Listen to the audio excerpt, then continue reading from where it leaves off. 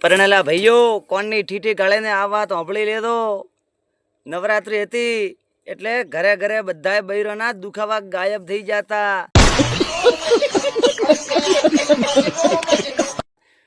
પગના દુખાવા, ગુડોના દુખાવા, કમરના દુખાવા, કભાના દુખાવા, માથાના દુખાવા.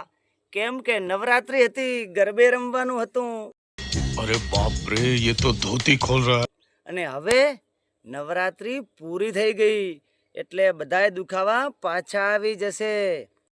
बात तो सही है. એટલે પરણેલા ભાઈઓ યાદ રાખજો, હવે દિવાળી આવી છે, બધાએ કામ કરવા તૈયાર રહેજો. એ તો નિયમ છે ભાઈ. દિવાળીનું કામ, દિવાલો સાફ કરવી, માળિયા સાફ કરવા, અભરાઈઓ સાફ કરવી, વાહન ઉટકવા, કચરા પોતા કરવા, આ બધું કામ કરવું પડશે. અને ઘરે તો બૈરોને ઢીચણ દુખશે, ખવા દુખશે, માથું દુખશે. अरे कहना क्या चाहते हो? કારણ કે નવરાત્રી પૂરી થઈ ગઈ. અને નવરાત્રીમાં તો હા મને માતાના આમ ઠમકો લેતી આમ, અને ફરર ફૂદડી, એટલી ફૂદડી ये बड़ी अच्छी बात कही आप. ફરતી ઉતાળી કે આમ જમી ધૂધી જાતી જમી. અને હવે આયો કાતીરો એટલે દાંતડા કકરાવતો પરાત દુખાવા બધા ચાલુ થઈ ગયા છે પાછા.